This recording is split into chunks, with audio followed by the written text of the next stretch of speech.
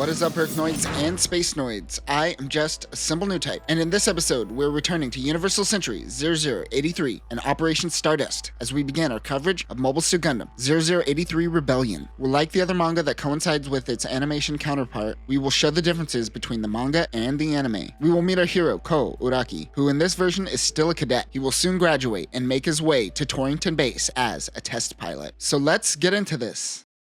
December 24th, UC 0079, Solomon. Anavel Gato is in a Rick Diaz on the battlefield. He has been given a signal to retreat. Approaching him in the B-Grow is Kelly Leisner. We were introduced to Kelly during our coverage of Stardust Memory, but in this manga, he will have a more extensive role. Kelly was with Commander Dozel, but he was unable to protect him. Dozel is dead. Blood is pouring out of his arm, and he already has a tourniquet on it, expecting the worst. Anavel heads out and clears a path for them to escape. After losing the commander and failing his mission, he begins tearing through EFF's fleet, taking out 8 warships. This is where Anavel Gato got the name, the Nightmare of Solomon. December 31st, UC 0082, at an EFF military academy in the Netherlands. A class of new cadets are learning about the one-year war. One young petty officer asks a question. It is Ko Uraki. In his class with him is Keith. He says that considering the output exceeded the specs of the Rickdom, perhaps the pilot plays a bigger role. Everyone scoffs at him. The teacher suggests to hold those questions for the special skills class. Ko is kind of getting at the concept of new types, but not exactly. It's like somewhere in the middle of an ace pilot and a new type. Perhaps in this manga it will be different, but in the anime, Ko isn't a new type. He is just a really skilled pilot. After class, Ko and Keith go get some lunch. Keith tells him that he is relentless when it comes to mobile suits. They go to a sandwich shop where Ko asks for a sandwich with no carrots, but they give him carrots anyways. He is furious and begins picking them out. Meanwhile, Keith is focused on the ladies that are scoping them out. Ko tries to impress the ladies with battle data on the Zaku. Yeah, this isn't doing anything for the girls. I wouldn't use battle data as a pickup line. Ko then realizes the time and forces Keith to take off, leaving the girls all alone. They take off to do something that Keith promised Ko. Keith is a little mad that this is how they are spending New Year's Eve, but he made a promise. He says that they were lucky that the war ended right as they enlisted. Ko's response is that all he cares about is piloting mobile suits. They head outside the city to an abandoned hangar where they find some downed Zakus. Ko says when he looks at this, he feels that the war is still not over. They seem to get it back up and running. Meanwhile, on the moon, at Von Braun City, at Anaheim Electronics HQ, Vice Admiral Cohen is talking to Director Sullivan. Cohen wonders why they are requesting additional funds. The director is essentially scope creeping on EFF, demanding more money for creating a new Gundam type.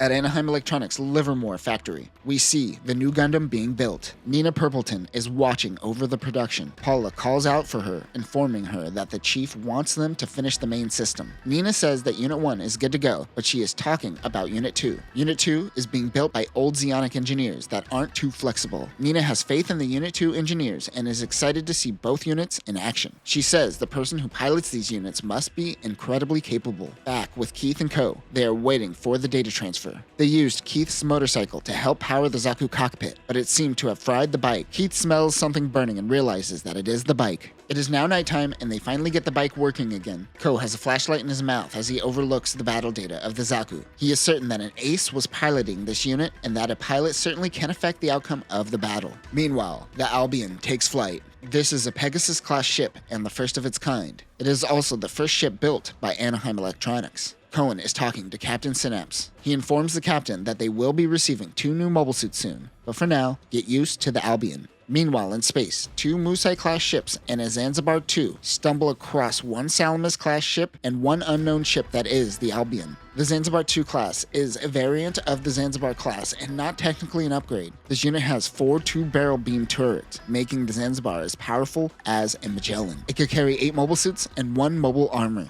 This was also technically the first ship to use a launch catapult as well as a recovery deck. This was standard in UC 0093, but 10 years earlier, the ship was paving the way. It is also capable of atmospheric flight due to its 6 additional thrusters. Other weapons include twin megaparticle guns, a 120mm cannon, and a J missile launch tube. The Minovsky particles are preventing the Chima fleet from IDing the second ship. They prepare Chima's Gelgoog. Chima is in a Gelgoog Marine commander type. For more on this unit, check out our original coverage of Stardust Memory. They engage in battle. Back on Earth, Ko sees the Gelgoog and assumes it is a shooting star. As he sees this, it just so happens to be midnight. It is now UC 0083. The Albion is being accompanied by a Salamis who launches GMs. Synapse realizes that it is Zeon remnants. Unlike the anime, where we don't see Chima for the first few episodes, here we see her making the first attack on EFF. The Salamis-class ship accompanying them, the Porterville, hails Captain Synapse. Since he doesn't have any mobile suits on board, he suggests that they make their escape.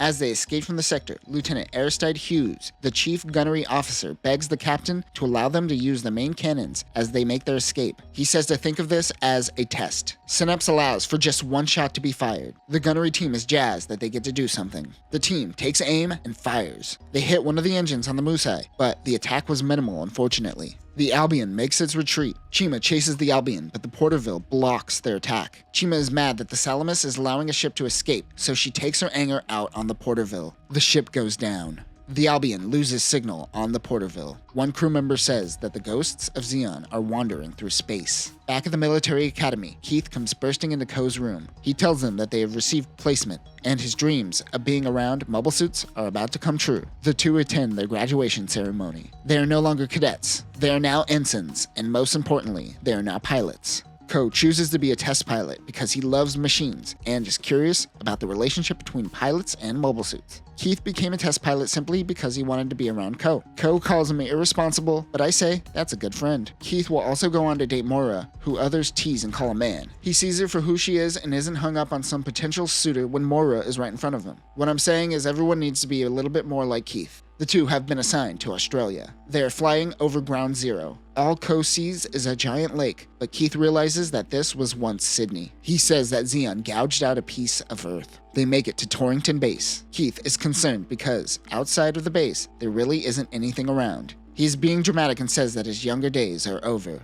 Ko begins running as a GM Type C flies over him. Meanwhile, on the moon, a man is copying the GPO-1 and GPO-2 data onto some drive. That is when Nina comes in. The man plays dumb and pretends that he was at the wrong station and needed to submit a report. He introduces himself as Nick Orville and takes off. Nina finds this all very sketchy. Out in space, a team of Gym Customs have been sent out for a rescue mission. It happens to be Monsha, Alpha, and Chap. Monsha is complaining as usual. They spot a souped-up Zaku and wonder if this is what is giving the fourth team some trouble. They spread out. Suddenly, a bazooka blast comes out of nowhere. The Zaku pilot happens to be the Nightmare of Solomon himself, Anavel Gato. We cut back to a few moments earlier where the Zeon remnants have spotted some Fetty soldiers getting too close to their hidden location. Anavel Gato heads out. Delaz wishes him good luck and ensures him that no one must find their secret hideout. They happen to be in the shoal zone that was once Side 5. Monsha is amazed that an old Zaku can stand a chance between the three mobile suits. A group of balls and shuttles are nearby. They are civilian volunteer ships with the moon base and are working to remove wreckage from Side 5. Monsha wants them to stay out of their way. Anavel runs out of ammo. He takes off to some debris where he was hiding a spare bazooka. He begins attacking Monsha. As the civilians watch the fight in the distance, a Drac suddenly appears next to them. They haven't seen this Zeon unit before. One of the ball pilots jumps out of the ball and into the Drac as it takes off. He has a suitcase handcuffed to his wrist. The Zaku rushes towards Monsha. He is too slow to react as Anavel Gato uses the Heat Hawk and takes out the Gym's head. Monsha is told to retreat, but he wants to continue the battle. Chap tells him that they confirmed the squad they were looking for has been taken out. Their mission is over. The three pull back. They are lucky to be alive. Alpha says that the pilot was fighting as though his pride was on the line and wonders if he was protecting something. He was. In the shoal zone is the Zeon Remnant's hidden base, the Garden of Thorns. This is where Gurren loyalist Aguil Delaz contains one of the Earth sphere's largest Zeon Remnant's forces. Delaz's fleet is second to only Axis, which is currently still outside of the Earth sphere. Also, I just learned that Aguil is French for needle. I guess something about needles and thorns or something? I'm not really getting the metaphor in this one. Let me know in the comments. As Anavel returns, he learns about the Drac and how it is the first in-house mobile suit designed by the Delaz fleet. He explains how it is essentially a Frankenstein of the Zaku F2 type and the Gattle. The man in the Drac has a suitcase carrying data from Anaheim Electronics. Anavel Gato wonders how long they are going to play the waiting game. Ko is in the Zaku 2 F2 type and is struggling to hit the target with the sniper rifle. Lieutenant Burning makes them do push-ups for their failure. Keith complains that the backpack and generator are meant for the MS-05L, but Ko realizes that this exercise is to improve one's skills even during the event of a malfunction. Finishing up some marching is Dick Allen and Rabin Karks. We vaguely see Dick Allen during our coverage of Stardust Memory, but Karks was mainly seen in the background. Here these two will play a somewhat bigger role. Ko gets excited when Burning mentions that there will be mock battles. At the Garden of Thorns, Delaz is shown the secret data of Unit 1 and Unit 2 from Anaheim Electronics. He believes that this is the path forward for Zeon as he stands in front of a bust of Giran. They make plans to finally leave the Garden of Thorns.